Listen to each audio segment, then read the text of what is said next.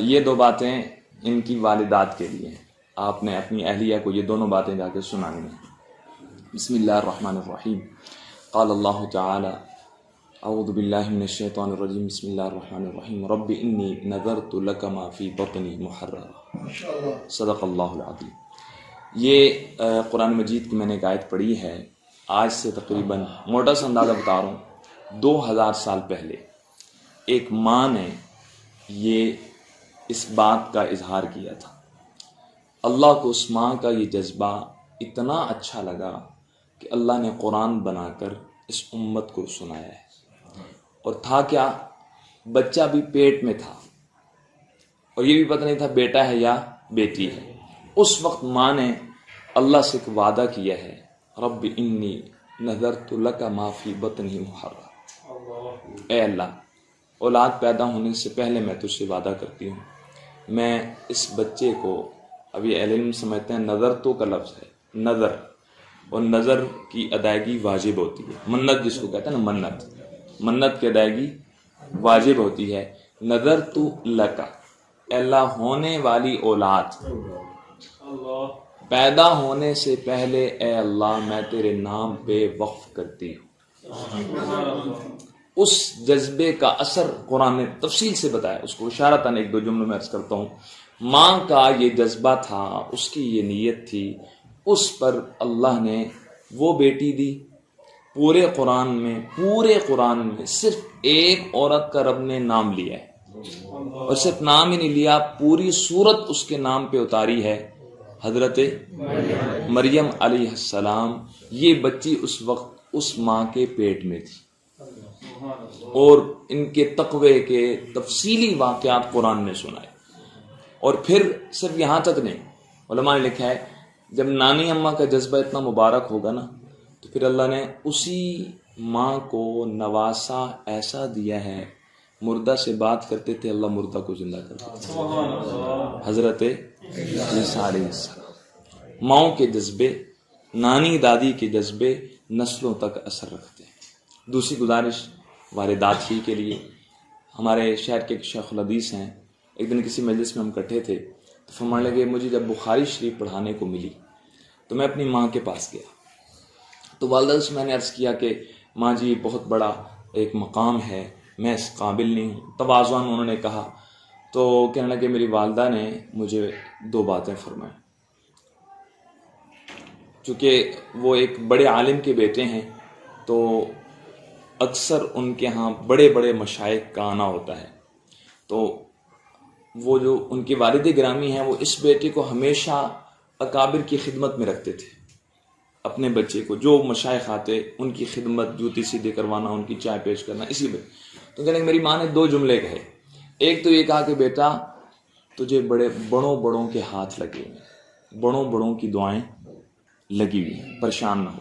دوسری جو بات فرمائی کہنے میری والدہ نے، میں کہ بیٹا یہ نہ سمجھنا کہ تیری اپنی محنت ہے کہ تو اس مقام پہ پہنچا ہے، صرف یہ نہ سمجھنا جب تو میرے پیٹ میں تھا 9 ماہ میں میری ایک رات کی بھی تہجد قضا نہیں. جب تو میرے پیٹ میں تھا ایک رات کی بھی تہجد قضا نہیں. تو اب اس سے ہم خود ماشاءاللہ والدین بیٹھے ہیں، ہمارے لیے کتنا خوبصورت اس سے سبق ملتا ہے.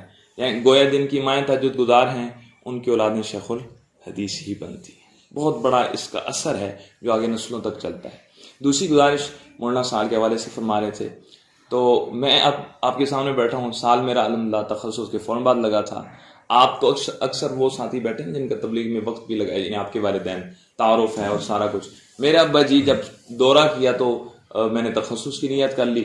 ابا جی پنجابی کے اندر سے ہون تے میرے موڈیاں تو لے جا، درب کے 8 سال ہوئے نہیں تو میرے موڈیاں تے ہون تے لے جا. مطلب یہ ہے کہ اب میں مزید خرچہ، چونکہ اللہ نے جزائے خیر دے 25 سال چوکیدارہ کر کے ہمیں پڑھایا، اپنا پیٹ کاٹ کے ہمیں پڑھایا. تو ظاہر ہے وہ سچ کہتے تھے ایک اعتبار سے.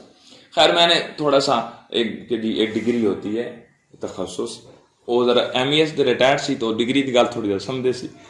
اس ڈگری دا خیر اس اعتبار سے تخصص کی اجازت مل گئی. اس کے بعد جب سال کے لیے جانا تھا تو ابا جی کا اس وقت ذہن یہ تھا کہ تبلیغ والوں کو امریکہ والے پیسے دیتے ہیں، تو سال کے لیے جانا تھا. تو اب کیسے سمجھاؤں. اب میں نے کہا ابا جی اب یہ ہے کہ آج کل رواج یہ چل پڑا ہے امام مسجد جب تک سال نہ لگو تو لوگ امام رکھتے کوئی نہیں ہے. ابا جی نے پھر پریشانی لگے اے ہونا ساری پچھلی محنت ضائع جاندی ہے.